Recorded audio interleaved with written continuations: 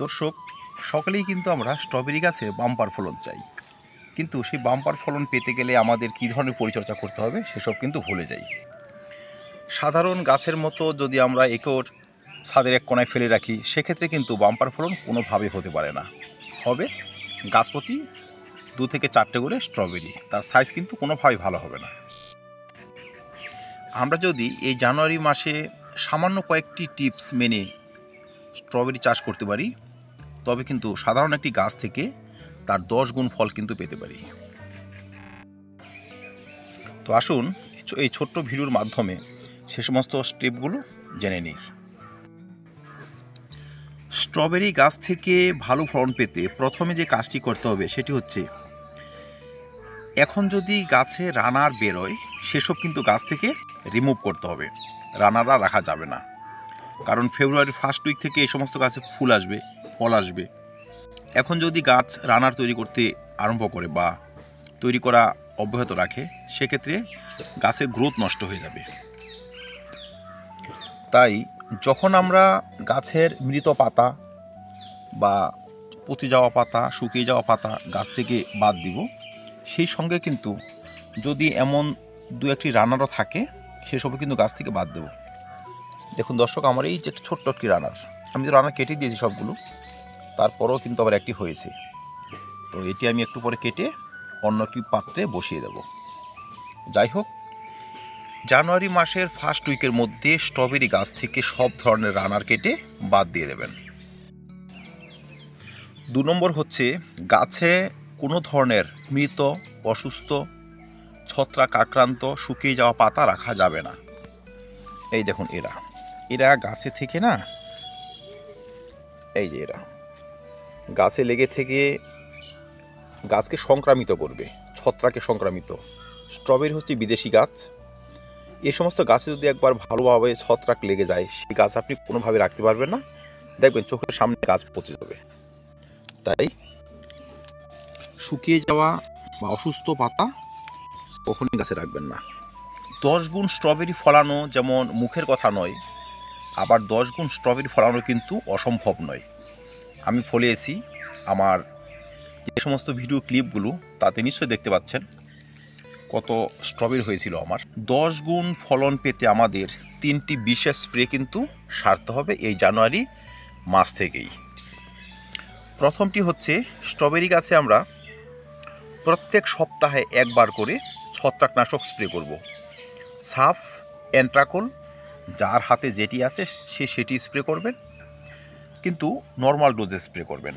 যেমন ধরুন, সাফ 1.5 গ্রাম বা অ্যান্ট্রাকোল 1.5 গ্রাম 1 লিটার জলে গুলে প্রত্যেক সপ্তাহে হয়তো বিকেলবেলা নয়তো সকাল 7টা থেকে 8টার মধ্যে স্প্রে করে দেবেন।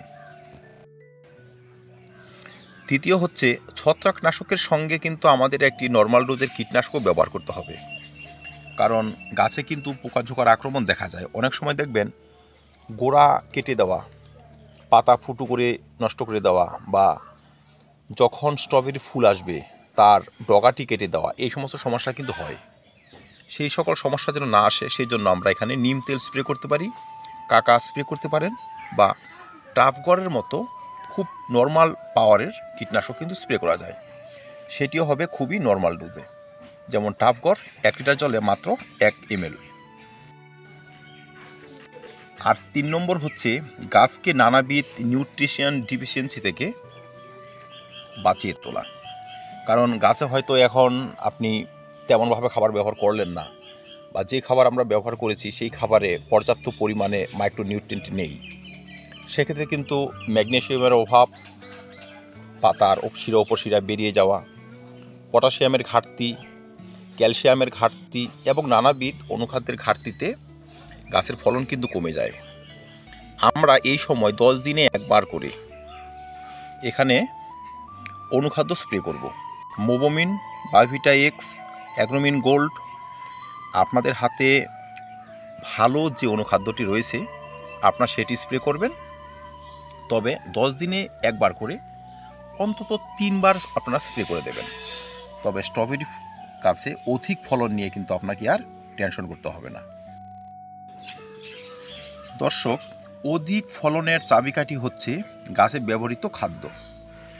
আর সেই খাদ্যর পুষ্টি যদি গাছ সঠিকভাবে না পায় সেক্ষেত্রে কিন্তু অধিক ফলন কোনোভাবে আসতে পারে না।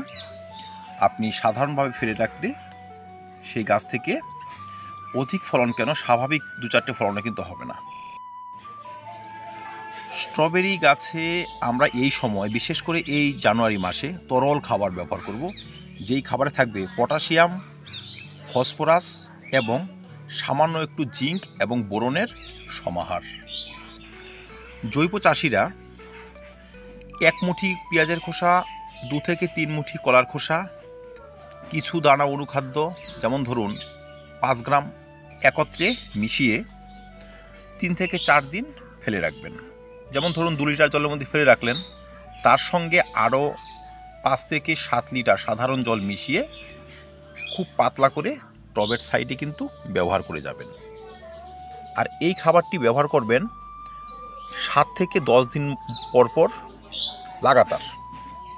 10 দিনের ব্যবধানে বা 7 দিন ব্যবধানে লাগাতার ব্যবহার করে যাবেন, কারণ গাছে এখন ফল আসবে, গাছে এখন ফুল আসবে।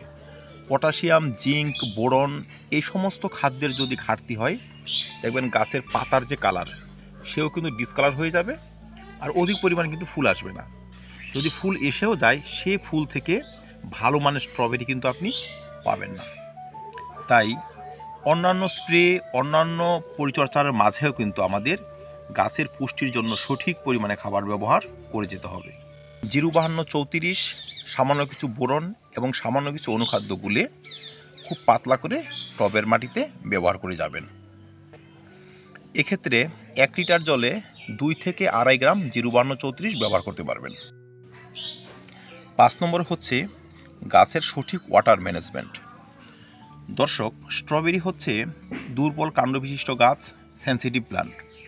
আপনি যদি এই গাছে অত্যাধিক জল ব্যবহার করে দেন, দেখবেন চট করে কিন্তু আপনার গাছের গোড়া পচে যাবে, গাছ ঝিমিয়ে যাবে, আর পরদিনই কিন্তু গাছ শুকিয়ে যাবে। এটি কিন্তু হয়, আমার ক্ষেত্রে একবার হয়েছিল। তাই গাছের ওয়াটার ম্যানেজমেন্ট করবেন সঠিকভাবে। যদি মালচিং দেওয়া থাকে, মালচিং খুঁচিয়ে দেখবেন টবের মাটি আদৌ শুকিয়েছে কিনা। যদি মোটামুটি শুকনো ভাব দেখেন, অন্তত 1 ইঞ্চি খুঁচিয়ে তারপর সেখানে হালকা জল ব্যবহার করে দেবেন। অত্যাধিক জল স্ট্রবেরি সহ্য করতে পারে না। আবার এখন যদি জলের অভাব হয়, সেক্ষেত্রে কিন্তু ফুল না আসার মতো সমস্যা দেখা দিতে পারে। 6 নম্বর হচ্ছে মালচিং পদ্ধতি। দর্শক, স্ট্রবেরির পাতা যদি মাটির টাচে থাকে, সেক্ষেত্রে কিন্তু পাতায় পচন ধরে। বা স্ট্রবেরি যদি ফুল আসে, সেই ফুল যদি মাটির সংস্পর্শে আসে, সে ফুলও পচে যায় এবং ফল এলে ফলও পচে যায়। পচন জড়িত সমস্যাটি স্ট্রবেরি সব থেকে বেশি।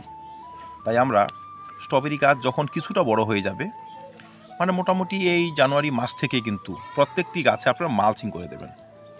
দেখুন, আমি এখানে ব্যবহার করেছি কি, এখানে ব্যবহার করেছি আমি পাথরের কুচি।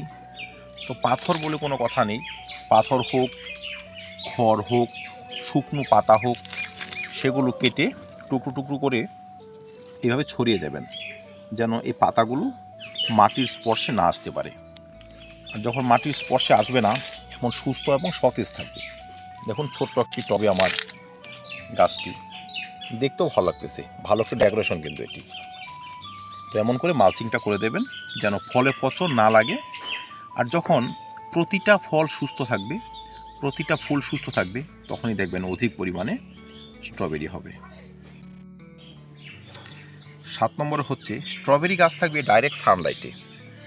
দর্শক, শীতকালীন ফল, শীতে রোদের তাপ এমনিতেই কম থাকে, কখনো সূর্য ওঠে, কোনো কোনো দিন আবার দেখাও যায় না। তো গাছের পুষ্টির জন্য কিন্তু ডাইরেক্ট সানলাইট খুব প্রয়োজন। এমন একটি স্থানে রাখবেন যেন 3 থেকে 4 ঘন্টা ডাইরেক্ট সানলাইট থাকে। এখন ফুল আসার সময়, এখন যদি সানলাইট না পায়, সেক্ষেত্রে কিন্তু ফুল আসবে না। দিনে ডাইরেক্ট সানলাইট থাকবে, রাত্রে পাবে কুয়াশা। রোদের তাপ এবং কুয়াশা দুই কিন্তু স্ট্রবেরির জন্য পারফেক্ট আবহাওয়া। যে সমস্ত পরিচর্যার কথা আলোচনা করার চেষ্টা করলাম, সেসবে কিন্তু প্রচুর পরিমাণে ফুল আসবে।